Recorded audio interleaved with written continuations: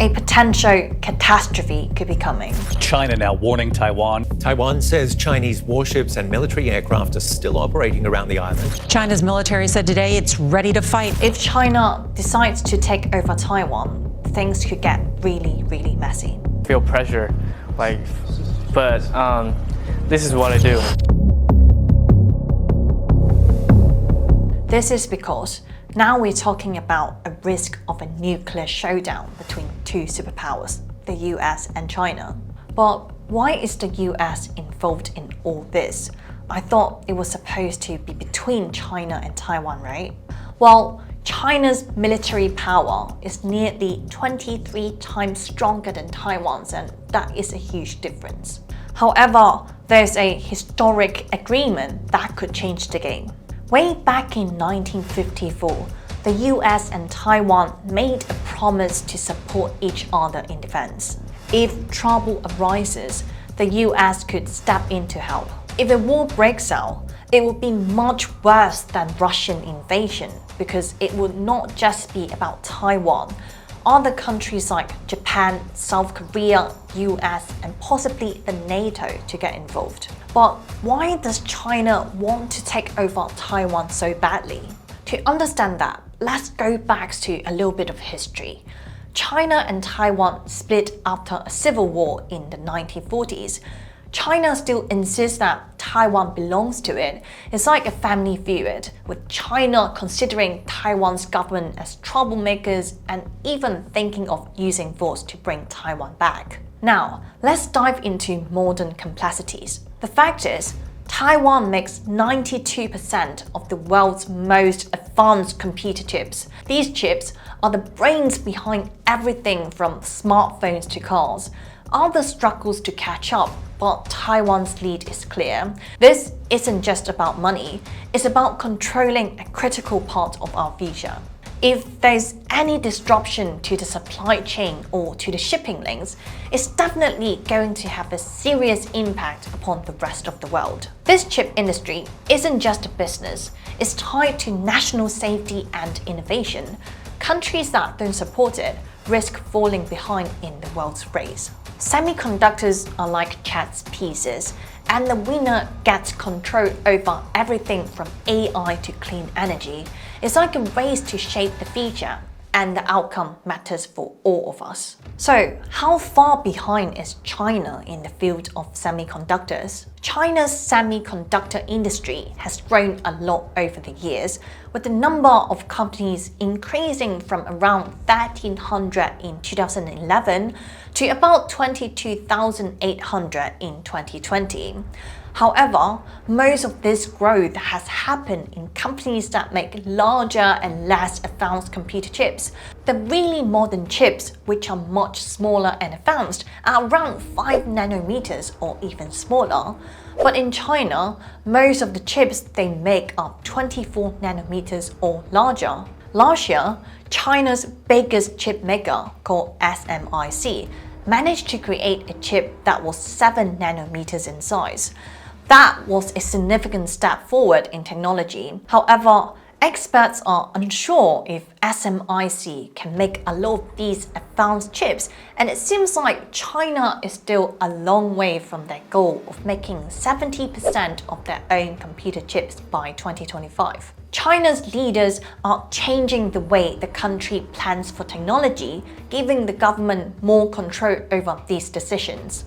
But just having money might not be enough to quickly catch up. China's main chip-making companies are many years behind the best companies in the world like Taiwan. In other words, it gives China a strong reason to consider taking over Taiwan, especially its semiconductor industry. But how likely will China invade though? Beijing keeps flexing its military muscles by sending more warships and aircraft towards Taiwan. In just 3 days, Taiwan reported 16 Chinese warships and 72 planes near its borders. Taiwan's foreign minister has said that he's preparing for the possibility of a conflict with China in 2027. Right now, China is flying fighter jets towards Taiwanese airspace basically on a daily basis. Now, they believe the attack might happen in 2027 because of a few reasons. First and foremost, in 2027, it's likely that Xi Jinping will enter his 4th term. If he has not been able to claim any achievements during his previous 3 terms in office, he may need to consider other accomplishments or legacy to assert as his own.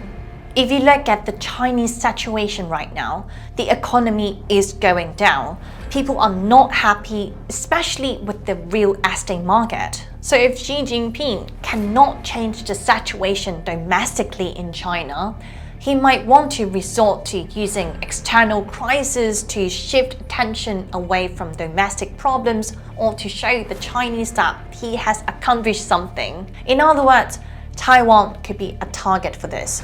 If that involved armed conflict, it will probably cause more damage to the world economy than any military confrontation since World War II. I know there are bigger things to worry about in a war, but since this is a crypto channel, we are just gonna focus on the economic aspect of this potential incident. Unlike Russia or Ukraine, China's powerhouse manufacturing sector is deeply linked with economies everywhere, including the US and Europe.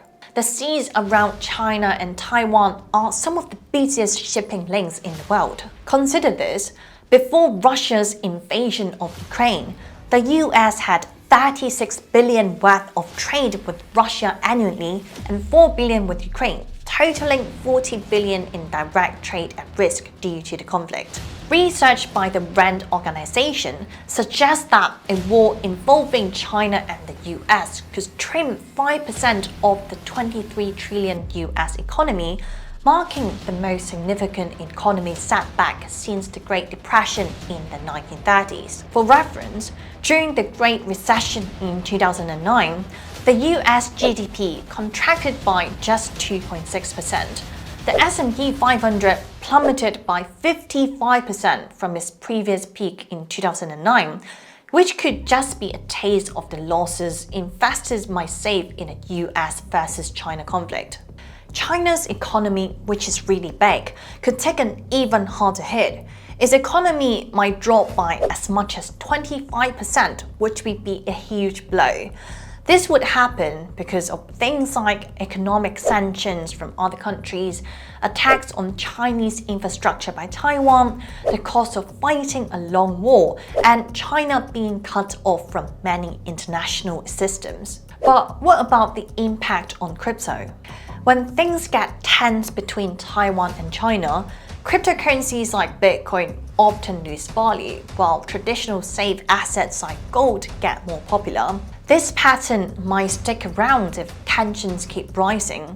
People usually turn to gold when things start to shake. Similar to when Russia invaded Ukraine, Bitcoin took a hit and gold shot up. But I do believe this might be a short-term dump, and in the long term, crypto is still gonna do alright, and here's why. Let's rewind to banking crisis in early 2023. First Republic Bank has lost about 90% of its market share in a matter of days. Other banks that failed, including Silvergate, Silicon Valley, and Credit Suisse, are now out in Switzerland. But guess what? During all these bank failures and collapses, Bitcoin actually gained value. Why? Because when folks pull their money out of banks, they need somewhere to put it, right? So, will the same thing happen if a war breaks out? I think if this unfortunate scenario were to unfold, let's sincerely hope it doesn't, Bitcoin might undergo a substantial drop initially. However, after a few weeks, it could find its bottom and potentially reach new highs. Here's my theory. If a war were to break out, we are likely to witness hyperinflation, not only in the US but globally. Additionally, a massive supply shock is probable, particularly in the realm of semiconductors. This means that all tech products such as smartphones, laptops, cars, and home appliances might experience shortages in supply, so everything is connected and China knows it. This might also be one of the reasons why we haven't seen a takeover yet. Unfortunately, I'm not smart enough to predict whether there will be a war or not and why China hasn't invaded yet, but all I know is that crypto can offer a lot of benefits even during wartime. For starters, Bitcoin is easy to carry and accessible anytime, anywhere. If you are on the move and you need to bring some money with you, carrying gold or silver can be tricky because they're heavy and hard to manage. But for Bitcoin, you just need to memorize your magical 12-word seed phrase and you can basically go anywhere. This would make a perfect option during uncertain times like this. Second of all, crypto is a great tool for making donations. In a real-life example, during the Russian invasion, people have donated over 212 million worth of digital assets to help Ukraine in this war effort. This is a way for people from all around the world to show the support quickly and easily. It's kind of like a modern way of sending help during tough times using technology instead of traditional money. So what's the bottom line?